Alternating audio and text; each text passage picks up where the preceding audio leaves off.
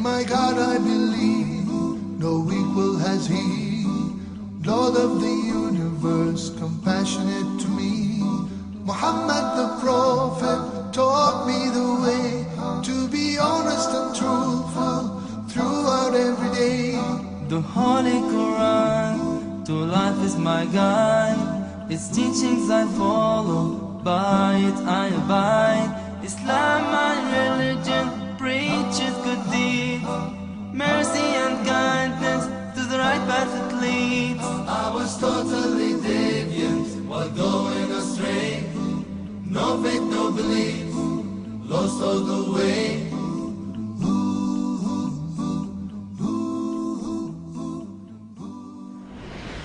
My name is Zaid Ansari. I worked on my PhD at Florida State University. I'm an author, a statistician, and above all, I'm a Muslim. My story begins really with a recognition of a Jet magazine when I was maybe 10 years old or so. I was riding my bicycle and I was looking for a baseball game, a pickup baseball game.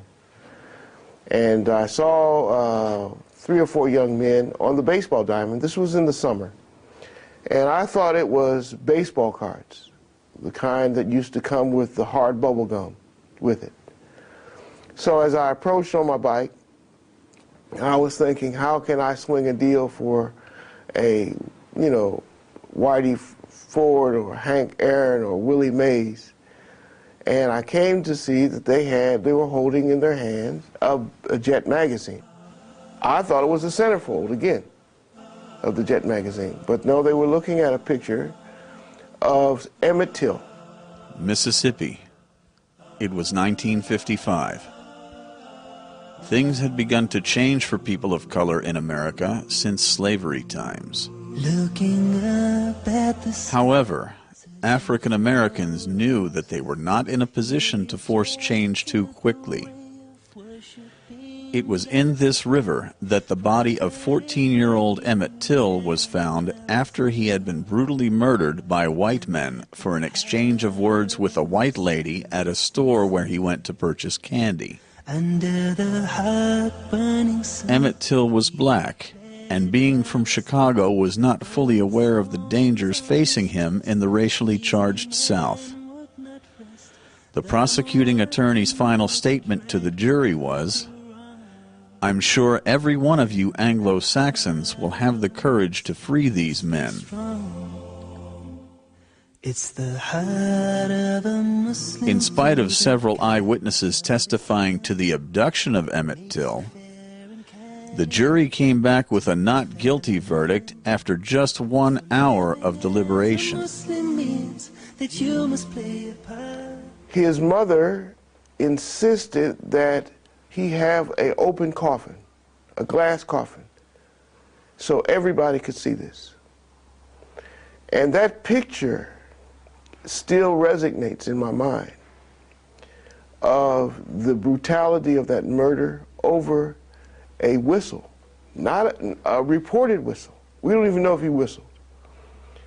But the oppression of the movement and the thoughts and the behavior of people of African descent in America was so dominant at that time that the people who perpetrated this crime were never brought to justice. And it was well known who were the actors in this crime. And that event really shaped the way that I look at the world, the way I look at things. And it introduced me in a very strange way of the value of being human. I started looking at life, really differently as a young boy, at 10 years old. And, I was so moved and touched by this event that when I rode away, there was a fence there on the ball diamond between the backstop and the exit. was riding my bicycle through this narrow opening, and I cracked the mirror on my handlebar. And I looked in that cracked mirror at the boys still standing there, and they kind of, you know, it struck me funny. It struck me as strange that, you know, if you look at a cracked mirror, it shows you two images of things. One, the actual size, and one size is bigger than the actual size. And so those two events, seeing the slain picture of Emmett Till, and then looking back in that cracked mirror on my bicycle handlebar as I rode away, really characterizes my story.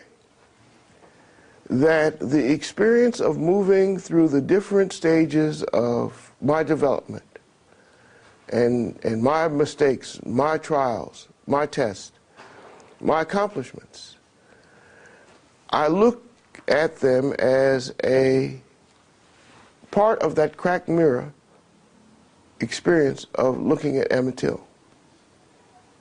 And it was really the thing that kind of stirred my soul that led me to finally become a Muslim in that quest for justice and to make sense of the world, of why such a small act of a whistle would engender such hatred in a people, to cause them to brutally murder a 10-year-old boy, 12-year-old boy. And so, you know, I really characterized several major turning points, major events in my life as a part of this cracked mirror experience.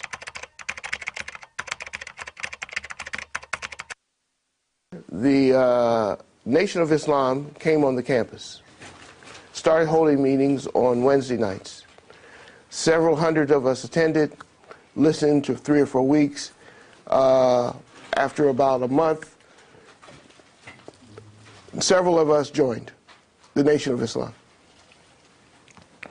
During that period, over the next 4 years, we were pretty much involved in the ideology of black nationalism and separation.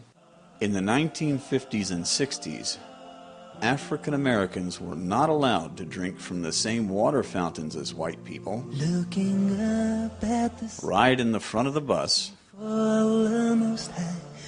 and were oppressed from multiple angles.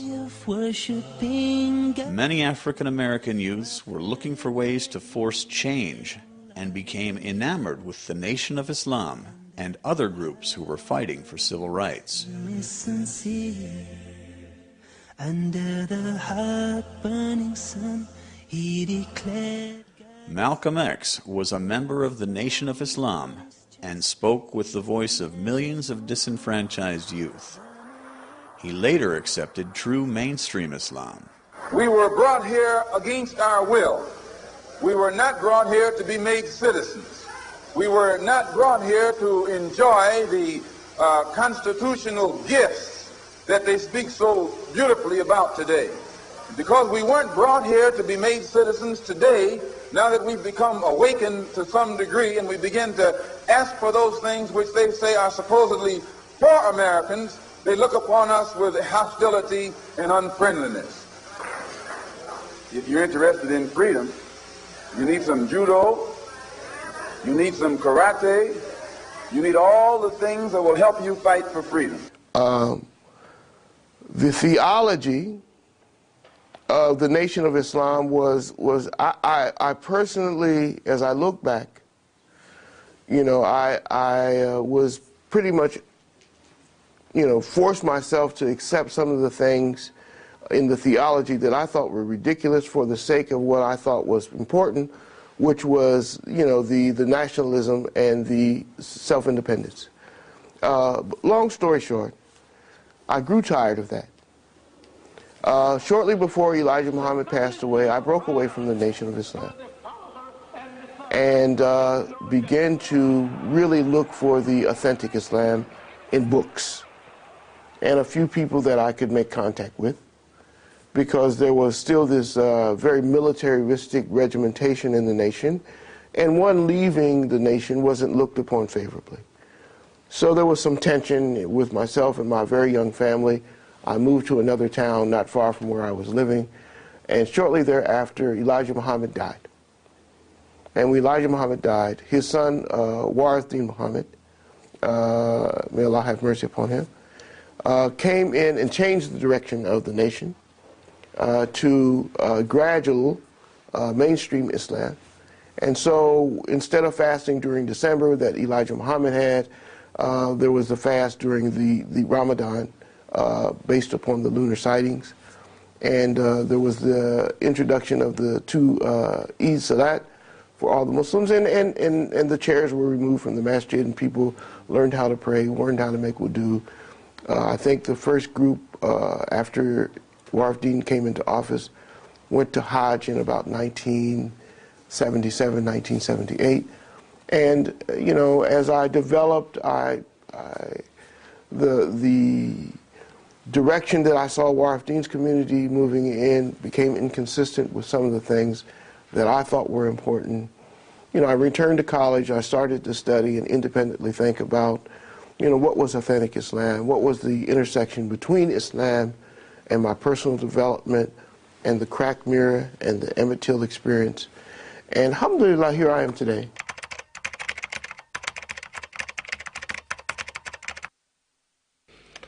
My wife, Radia, is, she's a unique, beautiful sister. She's a treasure. She has stuck by me in our ups and downs. She's given me 4 wonderful children. She has, with babies on her knee, keeping her household, has pursued 2 degrees, bachelor's degree and a master's degree. She's become adept in building websites. She's a health educator and a childbirth educator, and she's the backbone of our family. One of my fondest memories of Zaid is when he was challenged by Abu Khalil to start to translate things. He told him to do this to help him to build his vocabulary, and in his doing so, Zaid pulled out all the stops, got cards and made up cards, and oftentimes we would see cards all over the house. Don't touch my cards.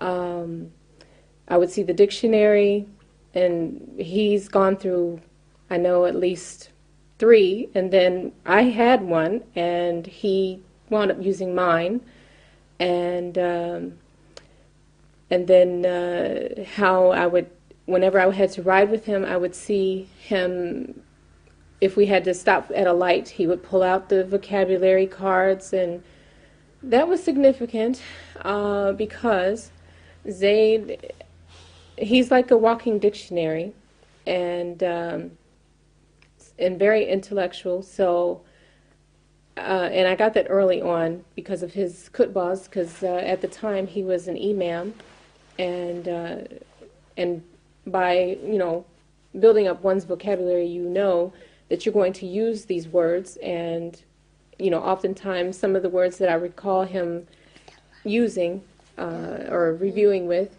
I would find them to be in his khutbahs. So this is why.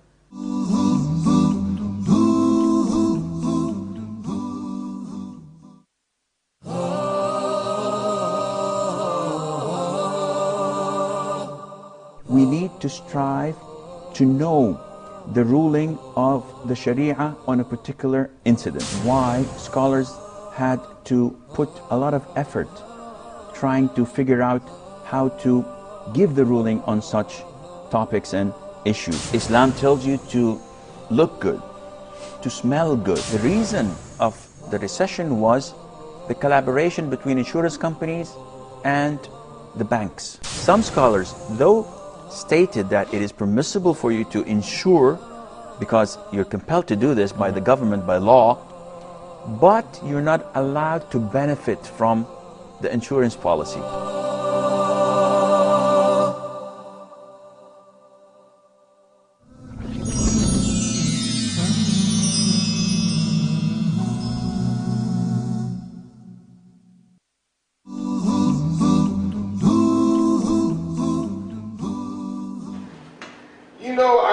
I was in graduate school, I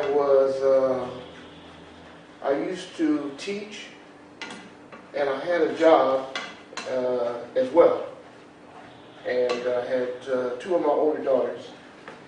And I used to be just really stressed out. And cooking relaxed me. Mm-hmm. So I learned how to cook by just jumping in the kitchen. I downloaded an Islamic recipe book and went to work. And subsequently taught my family how to cook. Mm-hmm. So there's something that, since I've been here in Egypt, that I had to refurbish my own skills.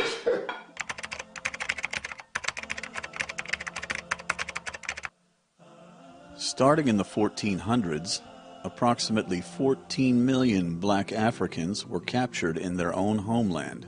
Looking up at the sky, searching for... Many of them were captured as far as 1,000 miles from the coast and were forced to walk the entire distance to awaiting slave ships in what was termed the Death March.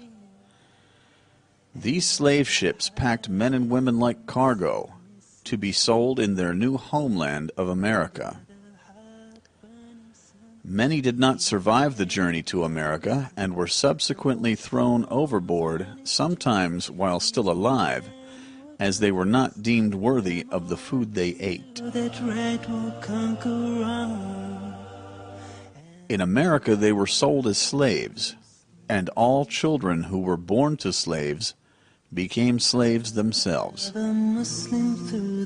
Thus, those termed African Americans are in reality the descendants of slaves brought over from Africa.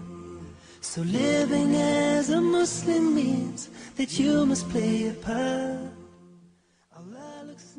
I had a professor, and she happened to be Jewish, and it was in a statistics class. And around the first week of class, she asked me, she looked at me and said, are you Ethiopian? And I said, not exactly. And I paused and said, not exactly. Because this reflex that people from the African diaspora have to say, no, I'm American, is a misunderstanding of personal biography and its intersection with history. So I wanted to make that clear in a real way for myself. And so I knew there was a large community of Muslims in Los Angeles, California, who had purchased property and who had gone to the Gambia in the late 1980s. And I had great affection for the Imam of this community, Imam Farid Abdullah, and I subsequently took my time and looked around, and around 1999, early 2000, I bought a plane ticket, flew from Atlanta to Paris, from Paris to Dakar, and from Dakar to Banjul.